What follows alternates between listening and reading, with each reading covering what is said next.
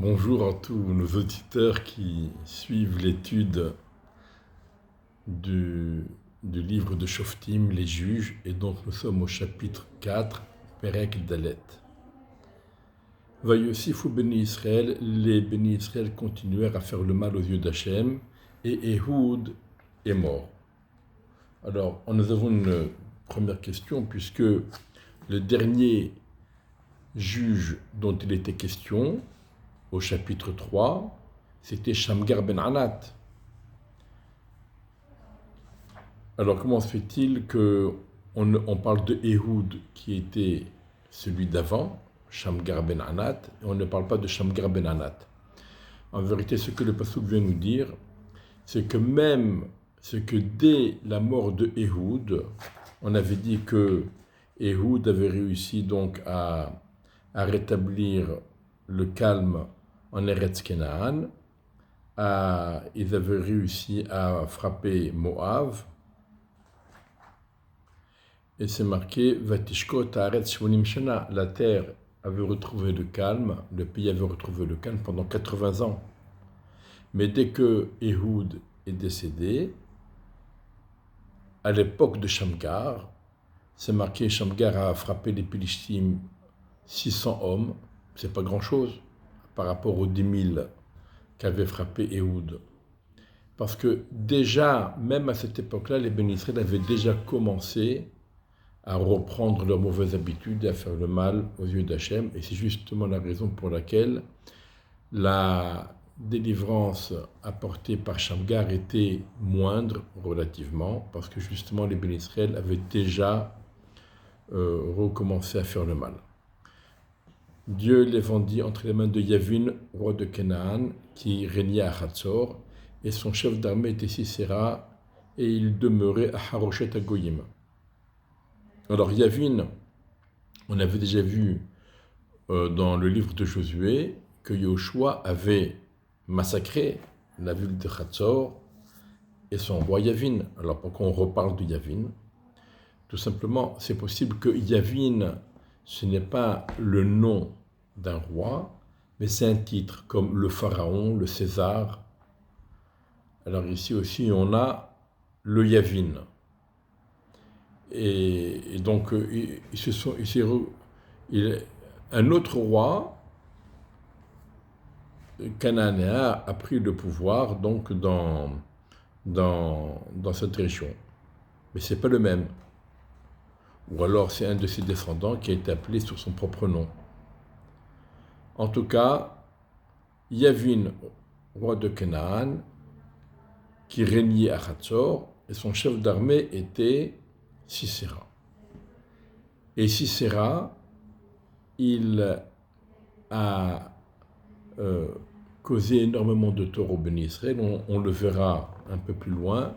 Alors, une partie des détails vont apparaître dans ce chapitre 4, et une autre partie des détails seront complétés dans le chapitre 5, que nous étudierons une autre fois. Alors, les Béni Israël crièrent vers Hachem, c'est-à-dire qu'ils ont prié, car 900 chars en fer possédait Sisera, et il mettait une pression très forte sur les Béni Israël depuis 20 ans. Voilà. Qu'est-ce que ça veut dire il mettait une pression très forte? C'était l'antisémitisme.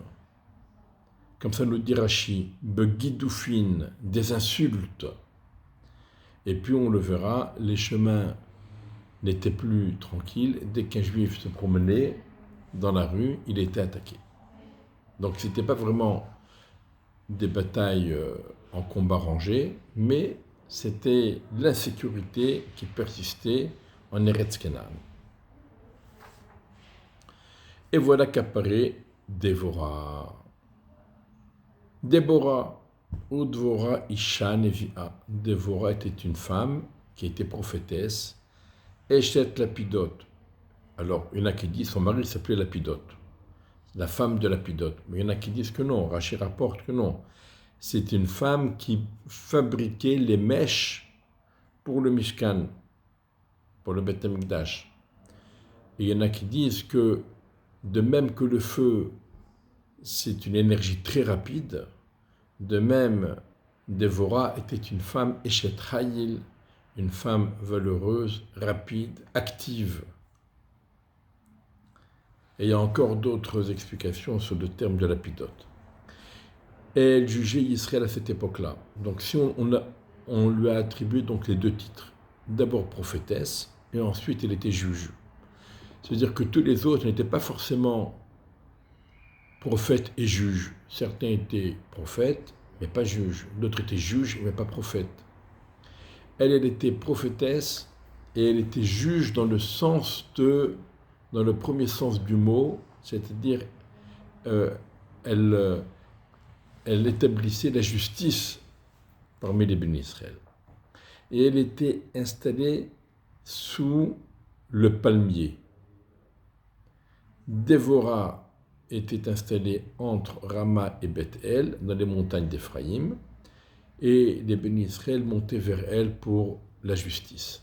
Donc ici, il y a différentes explications sur ce verset. Elle ne pouvait pas être installée à la fois ici et là, et là, et là, mais ça vient nous dire simplement que Dévorah était une femme de bien, très riche, et elle possédait des palmeraies, des vignobles, des oliveraies, des céréales, etc. C'est ça que ce passouk vient nous dire. Elle envoya et l'appela Barak ben Avinoam. Barak ben Avinoam, on ne le connaît pas. C'est la première fois qu'il apparaît dans le Tanakh, et ça sera donc, il n'apparaît qu'à cette occasion. Elle appela Barak ben Avinoam de Kédesh, qui habitait à Kédesh, dans le territoire de Naphtali, et elle lui a dit, n'est-ce pas Dieu, le roi d'Israël, l'Éternel Dieu d'Israël, a ordonné, va et attire, ça veut dire séduit les bénis Israël pour qu'ils te suivent et qu'ils viennent et qu'ils se réunissent à Har Tavor, et tu prendras avec toi 10 000 hommes des tribus de Naphtali, des tribus de Zévouloun. Et Dieu dit, alors, on nous a pas dit que Dieu est apparu à Déborah et lui a dit ceci, cela, mais Déborah nous dit que Dieu lui a dit. Bon.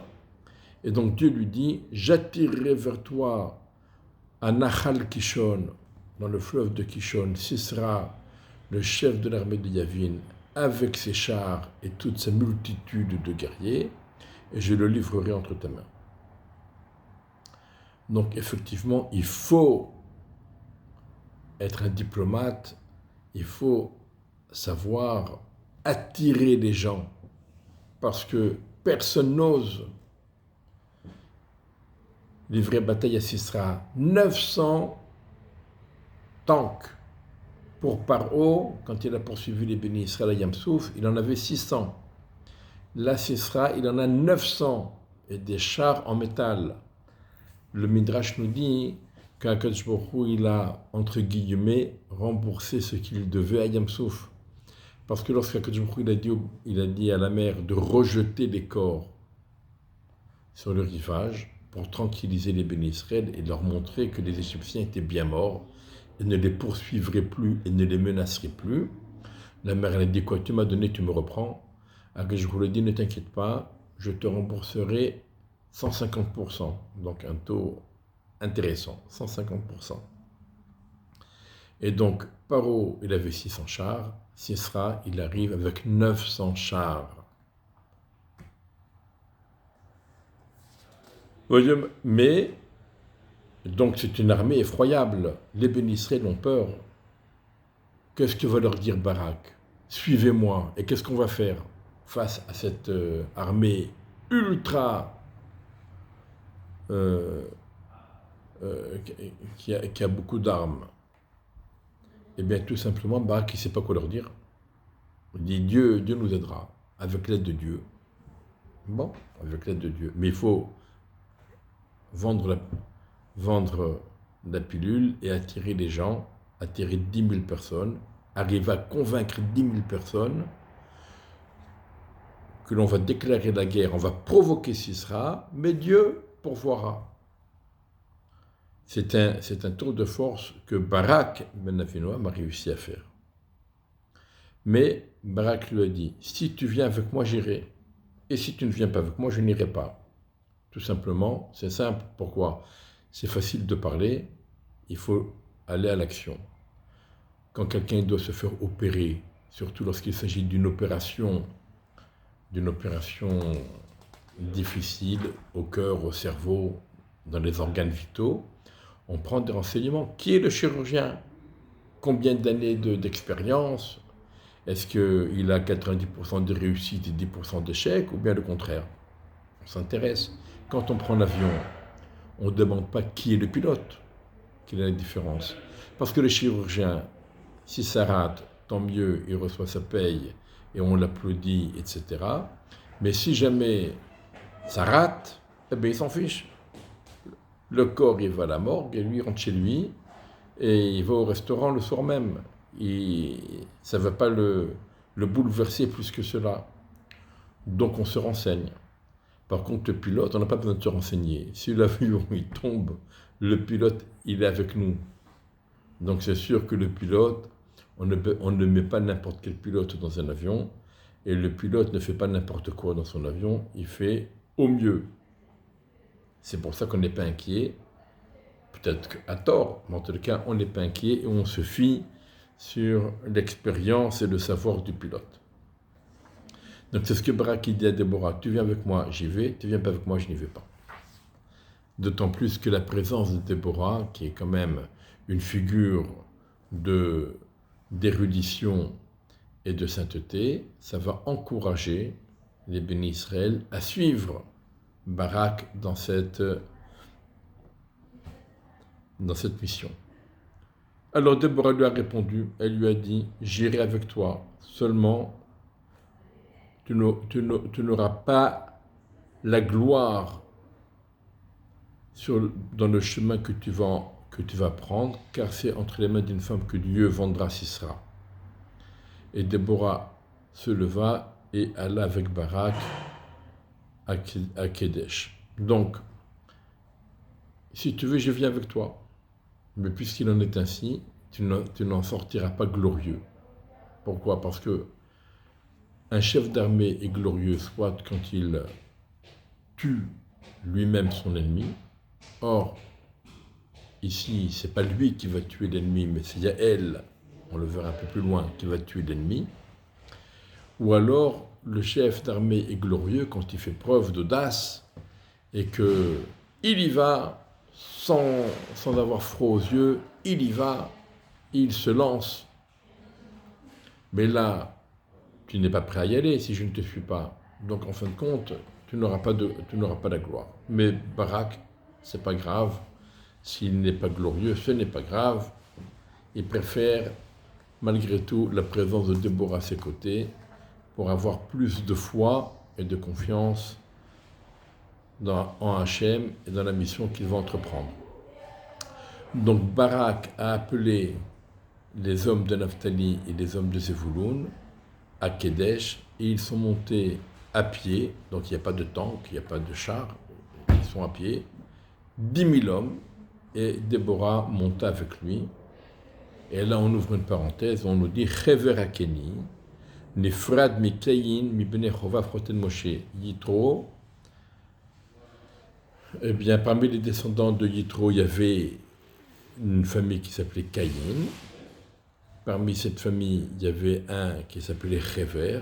Et c'est de la branche de Chever, de la famille de Caïn, qui était un descendant de Chovav, le beau-père de Moshe, de Yitro donc. Eh bien, Chever s'est dissocié du reste de la famille et il tendit sa tente jusqu'à Elon Tsa'ananim, qui était près de Kedesh.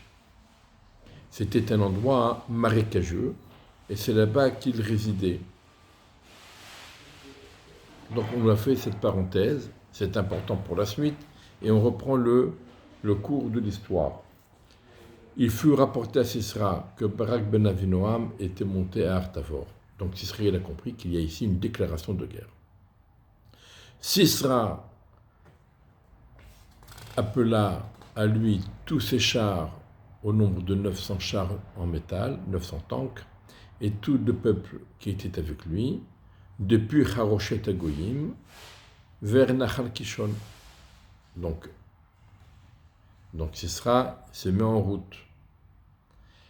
Sisra, il ne va pas monter à Artavor, qui est dans la montagne. Qu'est-ce qu'il va faire avec des chars en fer sur les pentes de la montagne? Il attend calmement au fond de la vallée que les Juifs descendent en courant et ils vont se faire tous attraper. Et voilà, Déborah dit à Barak, elle dit, lève-toi, qu'est-ce que tu attends? Lève-toi, bouge, car aujourd'hui, Dieu livre Sisra entre tes mains. N'est-ce pas, Dieu est sorti devant toi, il t'a pas attendu, allez, vas-y, bouge. Barak descendit d'Artabor, il était suivi avec les 10 000 hommes derrière lui. Ils n'ont pas eu peur, ils étaient encouragés par Barak et par Déborah, et ils sont allés donc à la guerre. Et là, le miracle s'est produit, Dieu a étourdi Sisra et tous ses chars et tout son camp devant l'épée, devant Barak. Et Sisra est descendu de son char et il a dû fuir à pied. Alors qu'est-ce qui s'est passé? Le Midrash nous dit tout simplement une bonne pluie d'été, la mousson, et tout l'endroit où s'étaient réunis les chars en fer de Sisra, c'est devenu plein de boue, plein de marécages, et les chars ne pouvaient plus bouger, ils étaient tous embourbés. Et donc, il n'y avait plus qu'une solution, c'est s'enfuir. Tout le monde a pris sa fuite, et Barak a poursuivi les chars et le camp jusqu'à Haroshet Agoyim, parce que tout le monde s'est enfui de là où ils venaient. Ils ont fait demi-tour. Et tout le camp de Sisra est tombé sous l'épée. Il n'en restait même pas un. Sauf Sisera lui-même, qui lui a eu l'intelligence de se dire « Je ne vais pas m'enfuir avec tout le monde, parce qu'évidemment Barak va poursuivre toute mon armée. Je vais m'enfuir d'un autre côté. » Et Sisera s'est enfui à pied vers la tente de Yaël, l'épouse de Héver, celui qu'on a mentionné tout à l'heure, Héver Akeni, le descendant de Yitro. Et pourquoi il est allé là-bas? Car la paix résidait entre Yavin, roi de Hatzor, et entre la maison de Héver Akeni.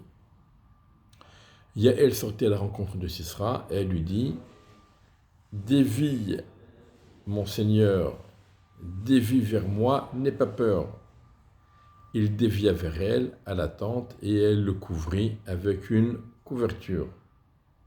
Il lui dit « Donne-moi à boire un peu d'eau s'il te plaît, car j'ai soif. » Elle ouvrit l'outre de lait et elle l'a donné à boire et elle l'a couvert. Donc pourquoi du lait au lieu de l'eau? Parce que le lait alourdit et endort. Et c'est ce qu'elle voulait, justement, l'endormir. Il lui a dit, tiens-toi près de la porte de la tente, et si quelqu'un vient et te demande est-ce qu'il y a ici un homme, tu répondras non. Yaël, donc c'est ce qu'a fait Yaël, évidemment, mais elle fait autre chose également. Yaël, la femme de Héver, a pris le pieu de la tente, le pieu qui tient la tente, un des pieux qui tient la tente, elle l'a pris, elle a mis le marteau dans sa main, elle vint vers lui discrètement et elle planta le pieu dans la tempe de Sisra. Vatitznah,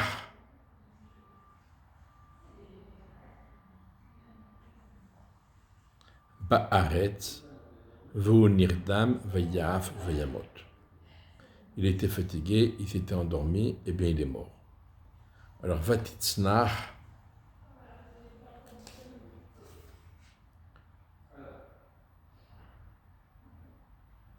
ça veut dire, elle l'a cloué à terre, parce que le pieu a transpercé donc la tête de Sisera d'un côté à l'autre, comme d'une oreille à l'autre oreille, ça rentre par là, ça sort par là, et il s'est planté dans la terre. Et voici que Barak poursuivait Sisera. Yaël est sortie à sa rencontre et lui a dit « Va, je te montrerai l'homme que tu cherches. » Il vint vers elle, et voici que Sisera était tombé mort, et le pieu dans sa tempe. Dieu a soumis ce jour-là Yavin, roi de Canaan, devant les bénis Israël, et la main des bénis Israël alla en se durcissant sur Yavin, roi de Canaan, jusqu'à ce qu'ils ont exterminé Yavin, roi de Canaan. Voilà, donc pour les faits historiques. Et le prochain chapitre sera consacré au chant de louange que Déborah a chanté à l'occasion de cet événement.